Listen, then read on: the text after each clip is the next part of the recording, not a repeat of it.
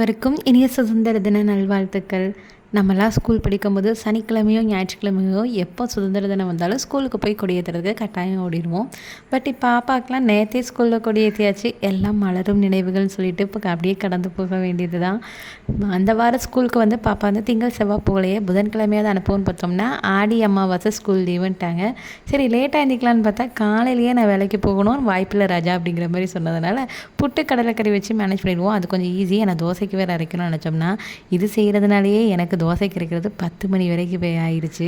அவங்க கிளம்புனதுக்கப்புறம் இப்படி தான் கிச்சன் அலங்கோலமாக இருந்தது. எல்லாத்தையும் ஒதுங்க வச்சு நேரம் போகிறதே தெரியலை. அடுத்தடுத்து வேலைகள். ஊருக்கு போகிறது என்னமோ 2 நாள் தான், ஆனால் வீட்டுக்கு வந்து பார்த்தோன்னா 10 நாளுக்கு நம்ம வீட்டில் இல்லாத மாதிரி வேலை இருக்குது. எங்கே நேரம் எந்த திசையை நோக்கி ஓடுதுனே தெரியலைங்கிற மாதிரி போயிடுது. நைட்டு டின்னருக்கு வந்துட்டு நான் சோள மாவு அரைச்சி வச்சுருந்தேன். சரி தோசையாக பணியாரம் கேட்டால் பணியாரம் தான் வேணும்னதுனால சோள பணியாரமும் கார சட்னியும் வச்சாச்சு.